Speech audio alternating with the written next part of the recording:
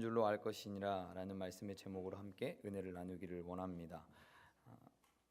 오늘 우리가 살아가고 있는 이 시대는 우리를 너무나 복잡하고 바쁘게 하는 목적을 가지게 합니다. 그러게 살게 하기 위해서는 인간에게 행복이라는 것을 우리가 가지기 위해서 그런 복잡하고 바쁘게 살기를 원하는 것 같습니다. 그런데 우리가 그러한 행복을 쫓아가다 보면 어떻게 되는 것입니까? 우리가 추구하는 행복은 없어지고 우리의 삶 가운데 복잡하고 바쁜 삶만 놓이게 됩니다. 나는 행복하기 위해서 복잡하고 바쁘게 살지만 실상 우리 마음 가운데 돌아보면 행복이라는 것이 과연 존재하는가라는 것입니다. 우리는 스스로를 늘 돌아보면서 내가 행복한 삶을 살아가기 위해, 오늘 또 우리의 가정 가운데 행복이 넘치기 위해 과연 나에게 주어지신 것에 족한 삶을 살아가고 있는가, 그러한 생활의 마음을 가지고 있는가 돌이켜보기를 소망합니다. 우리가 스스로 족한 줄로 여기지 못하는 사람들, 그러한 사람들을 볼 때 어떻습니까? 우리가 불행하다라는 생각이 듭니다. 그런 이유는 우리가 세상의 잣대로 상대평가를 하기 때문입니다. 상대평가라는 것은 사람과 사람 사이에 평가를 하는 것입니다. 누가 높고 낮음에 있음을 평가하는 것이 바로 상대평가입니다. 그런데 이 세상에는 언제나 어떻습니까? 뛰는 놈 위에 나는 놈이 존재합니다. 우리가 열심히 뛰려고 하지만 우리 위를 날아가는 사람들이 있기 마련입니다. 그러므로 우리가 언제나 족한 줄로 여기지 못하는 사람들의 마음 상태는 어떻다는 겁니까? 늘 불안할 수밖에 없고 초조할 수밖에 없습니다. 그들의 마음 가운데는 결국 평안이 없는 것이고 행복이라는 것이 존재할 수 없습니다. 충분히 행복할 수 있음에도 그 행복을 누릴 줄 모르고 불행하게 산다는 것이죠. 실제로 자신이 가진 재물을 가지고 다른 사람과 베풀며 살아갈 수 있지만 그 재물을 자신만이 소유하고 그 재물을 유지해 나아가기 위해 벌벌 떨며 살아가는 사람들이 너무나 많은 것이 이 세상입니다. 그러나 스스로 족한 줄 아는 사람은 어떻겠습니까? 스스로를 절대평가하며 사는 것입니다. 누군가와 비교하며 자신을 살아가는 것이 아니라 스스로의 기준을 정해놓고 그 기준에 맞대어서 자신의 삶을 살아가는 것입니다. 이만한 게 어디인가? 이만한 게 얼마나 다행인가? 이만한 축복을 받은 것이 얼마인가? 하는 충만한 기쁨을 느끼며 살아가는 것이 바로 스스로 족할 줄 아는 사람들의 모습입니다. 그러므로 그들의 삶은 당연히 감사가 나올 수밖에 없습니다. 성도 여러분, 우리 신앙인의 족할 줄 아는 신앙이란 과연 무엇이겠습니까? 이것을 신앙에 빗대어 보자면 하나님이 나에게 생명을 주셨고 나에게 십자가의 은혜를 주셨고 십자가의 사랑을 나에게 주셨고 그 소망을 붙들며 세상을 이기라라고 말씀하시는 그 은혜 앞에서 우리가 과연 족한 줄로 아는 이 신앙의 모습이 존재하냐라는 것입니다. 성도 여러분, 우리는 최고는 아니지만 우리가 최고를 향해 나아가는 그 발걸음을 하나님께서는 기뻐하실 것이고 우리에게 주신 그 은혜를 족한 줄로 여긴다라고 했을 때 하나님께서 우리에게 깨닫는 은혜를 주실 줄 믿습니다. 우리가 자주 부르는 찬송가 489장에 말합니다. 받은 복을 세어보아라. 크신 복을 네가 알리라 라고 말합니다. 주의 크신 복을 내가 알리라 라고 말합니다. 성도 여러분, 우리 성도들은 하나님께서 주신 복을 매일매일 세어보아야 합니다. 하지만 우리에게 주신 것이 복이라고 과연 느끼는가? 우리에게 주신 그 은혜가 우리에게 복으로 다가오는가라는 것부터 우리의 삶을 점검해 봐야 합니다. 우리 6절 말씀 읽어보겠습니다. 그러나 자족하는 마음이 있으면, 아멘. 우리 가운데 이 자족이라는 마음이 있다면은 우리가 살아가는 이 삶 가운데서 경건, 이 큰 이익이 될 수 있다라고 말합니다.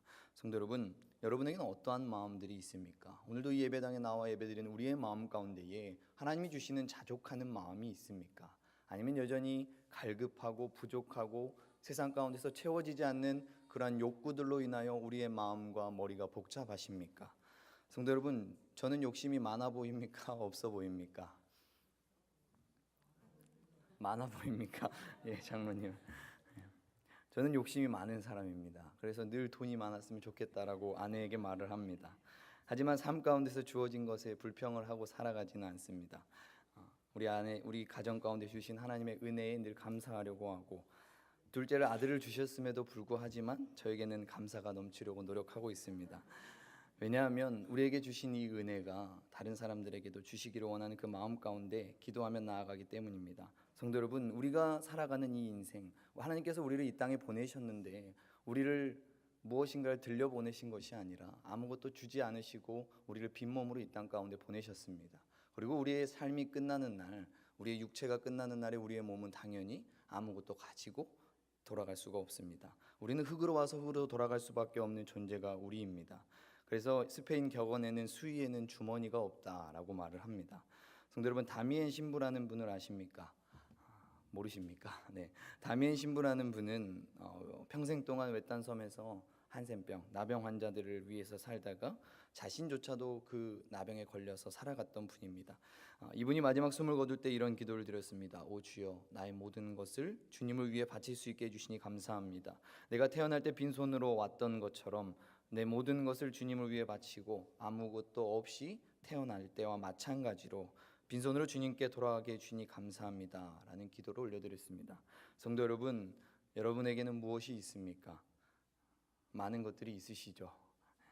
성도 여러분, 우리에게 주어진 것은 너무나 많습니다. 삶을 살아감에 있어 주어진 물질, 시간, 건강, 우리에게 허락된 많은 것들이 있습니다. 그렇지만 이런 다미엔 신부와 같은 기도를 올려드릴 수 있는 성도는 아마 몇 되지 않을 것입니다. 그러므로 우리가 마땅히 기도에 따라서 우리가 아무것도 가진 것이 없다, 아무것도 가진 것이 없이 돌아가는 인생이지만 그 인생 가운데서 우리가 기억해야 될 것이 과연 무엇인가? 오늘 족한 줄로 여기라라는 하나님의 말씀 앞에서 함께 은혜 나누는 귀한 시간 되기를 소망합니다. 그 신앙의 첫 번째는 바로 가진 것에 족한 줄로 아는 것입니다. 우리 8절 말씀 읽어보겠습니다. 우리가 먹을 것과 입을 것이 있은즉. 아멘. 성도 여러분, 행복은 어디에 있겠습니까? 자신이 무엇인가를 가졌는가, 가진 것에 족한 줄로 알 때, 가진 것에 자신이 충분히 가진 것을 누릴 때 우리는 행복이라는 것을 느낍니다. 아무리 적은 것을 가졌다 할지라도 그가 만족함을 느낀다라는 것은 족하다는 것입니다. 마음속에 참된 행복이 깃들 수 있다는 것입니다. 톨스토이의 이런 유명한 동화 중에 이야기입니다. 어느 날 임금이 중한 병에 걸렸습니다. 아무리 치료를 하고 싶어도 아무리 치료를 하려고 해도 병이 낫지를 않습니다. 한 예언자가 와서 이런 말을 했습니다. 임금의 병을 고치기 위해서는 이 세상에서 가장 행복한 사람을 찾아서 그의 속옷을 입으면 됩니다 라고 말했습니다. 그러자 신하들이 이제 방방곡곡을 돌아다니며 그 가장 행복한 사람을 찾기 위해 노력합니다. 돌아다닐 때는 어떻겠습니까? 좀처럼 그런 사람을 찾기가 어려웠습니다.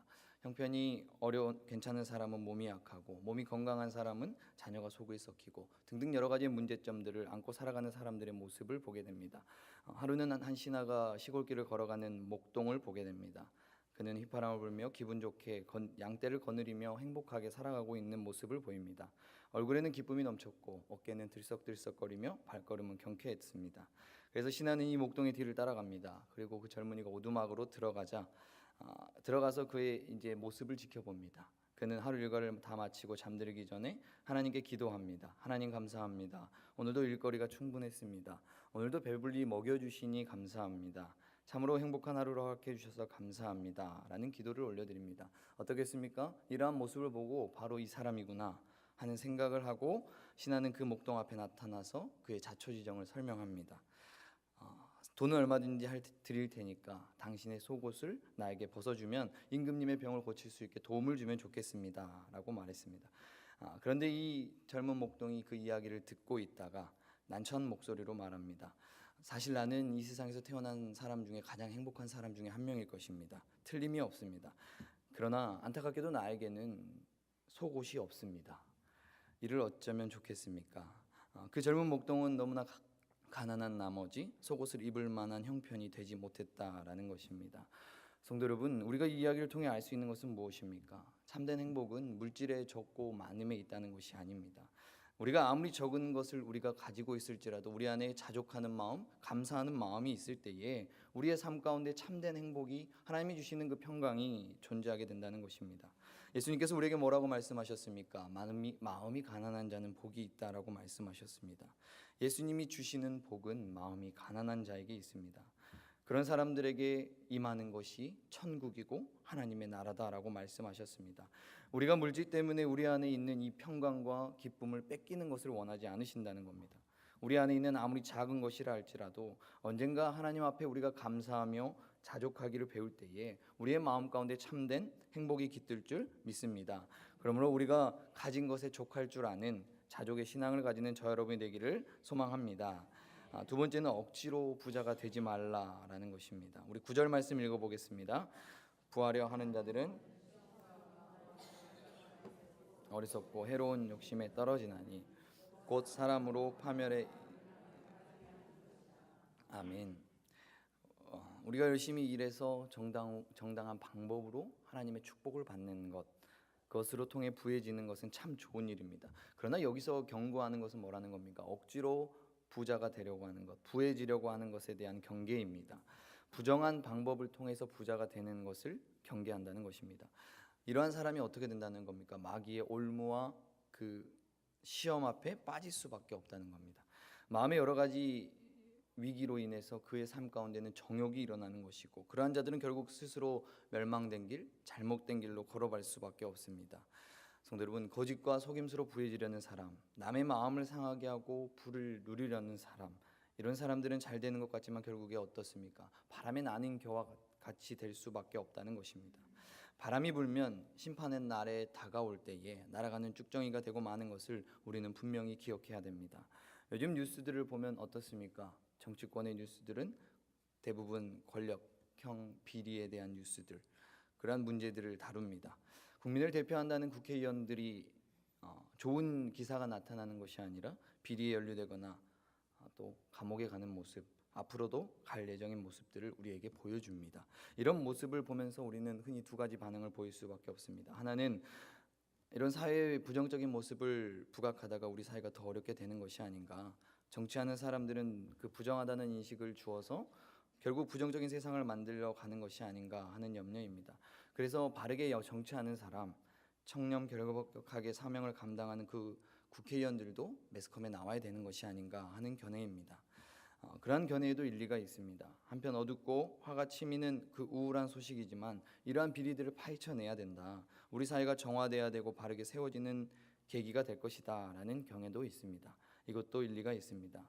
성도 여러분, 성도인 우리들이 살아가는 이 사회에서의 이슈들과 이 분위기를 통해서 참으로 바르게 사는 사람들이 성공해야 되는 것은 당연한 것이고, 정정당당하게 일하는 사람들이 축복을 받아야 되는 사회를 이루어 나가는 것은 당연한 것입니다. 성도 여러분은 부하고 싶으십니까? 아니면 부하지 않고 싶으십니까?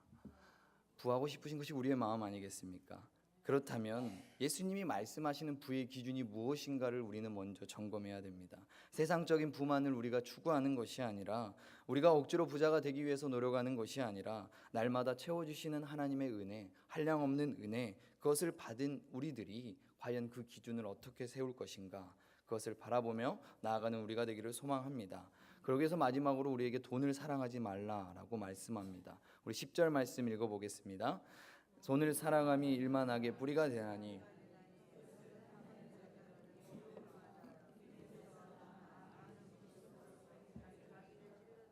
아멘. 부하고 싶은 우리들의 마음 가운데에 돈을 사랑함이 일만하게 뿌리다라고 말씀합니다. 우리가 너무나 잘 아는 말씀입니다. 이것을 탐내는 자들은 미혹을 받는다. 예전 성경을 보면 이것을 사모하는 자들은 이 미혹을 받는다라고 말합니다. 성도 여러분, 성경은 결코 돈을 부정하지는 않습니다. 부정하지 않고 돈의 필요성을 무시하지 않습니다. 다만 돈을 사랑하는 것이 악의 뿌리가 된다는 것입니다. 뿌리라는 것이 어떻습니까? 그 위에를 아무리 잘라낸다고 할지라도 뿌리가 깊이 박혀버리면 결국엔 아무 쓸모가 없습니다. 성도인 우리는 누구를 사랑해야 합니까? 하나님입니까? 돈입니까? 목소리가 적으시네요. 고민하신 건 아니시죠? 성도인 우리는 하나님을 사랑해야 되는 것이 당연합니다. 우리 사랑의 대상이 물질, 돈이 되어서는 안 된다는 것을 성경은 늘 말하는 것뿐입니다. 하나님을 사랑하는 마음 가운데 뭐가 있는 것입니까? 기쁨이 있는 것입니다. 이웃을 섬기는 마음 가운데에 뭐가 있습니까? 평안이 생깁니다. 평강이 생깁니다. 그러나 돈을 사랑하는 사람의 마음에는 뭐가 생기겠습니까? 기쁨이 있겠습니까? 근심이 떠나지 않는다는 것을 우리는 기억해야 됩니다. 스웨덴 국적의 배가 한 몰이 침몰했었습니다. 안개 속에서 항해하다가 다른 선박과 부딪혔습니다. 이 배는 30분 만에 완전히 바닷속으로 가라앉았습니다. 206명이 타고 있었는데 34명만 구조받았습니다. 그리고 172명은 모두 물에 빠져 죽었습니다. 왜 172명이라는 사람들이 물에 빠져 죽었을까요? 그 사람들은 물질이 아까워서 주머니에 금은보화를 담으려고 했답니다. 집에 넣었답니다. 어떤 사람은 띠를 만들어 금은보화를 다 챙겼답니다. 그 챙긴 금은보화를 가지고 물에 뛰어들었으니 어떻게 견디겠습니까? 구조대가 오기 전에 이미 물에 다 빠져 죽고 말았답니다.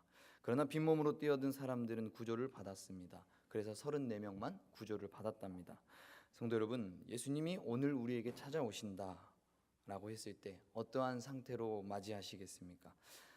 집에 있는, 은행에 있는 돈과 금덩이들을 챙겨서 예수님을 맞이하시렵니까? 주님은 분명히 우리에게 말씀하셨습니다. 도적같이 오신다라고 말씀하셨습니다. 어느 때 다시 오신다고 말씀하신 것이 아니라 아무도 모르는 때에, 아버지만이 아시는 때에 오신다고 분명히 말씀하셨습니다. 우리의 모습은 그렇다면 세상의 것들을 사랑하며 살아가는 것이 아니라 누구를 바라보라는 것입니까? 다시 오실 예수 그리스도를 기다리며 그분을 소망하며 살아가야 합니다. 우리가 가진 물질을 우리가 바르게 사용함으로써 주님 다시 오실 때까지 하나님 나라를 확장시켜 나아가시고 그러한 가정이 되고 그러한 우리 성은교회가 되기를 주님의 이름으로 축복합니다. 말씀을 마치겠습니다. 우리는 언젠가 누구 앞에 서야 됩니까? 하나님 앞에 설 수밖에 없는 것이 성도인 우리들입니다. 그때 지금 우리가 가지고 있는 것 하나라도 가지고 갈 수 있다라고 생각하는 사람은 없을 것입니다. 그러나 하나님이 우리에게 주신 이 생명과 물질, 우리에게 많은 것들을 주신 그것들을 누구를 위해 얼마나 값지게 사용했는가, 우리가 예수님의 청직으로서의 사명을 얼마나 감당했는가, 그것은 분명히 하나님 앞에 심판받게 된다라고 말합니다. 이윤구 박사님이 대한적 십자 총재 축하식에서 이런 인사를 하셨습니다. 저는 새해 복을 많이 받으십시오라는 인사를 가급적 안 합니다. 왜냐하면 이미 많은 복을 받았습니다. 무슨 복을 더 받겠다고 욕심을 부립니까? 이미 받은 복을 나누며 살기로 저는 작정했고 또 이 일을 감당하라고 하나님께서 적십자 총재의 역할을 감당하신 줄 믿습니다 라고 많은 사람들에게 많은 감동을 주었답니다. 성도 여러분, 우리에게 주신 복이 이미 존재합니다. 그 복은 무엇입니까? 하나님께서 우리와 늘 함께 하시겠다라는 그 복을 우리에게 주셨습니다. 그리고 예수 그리스도를 통해서 이 땅 가운데 십자가의 복음을 우리에게 주셨습니다. 그 은혜와 소망으로 부족하십니까?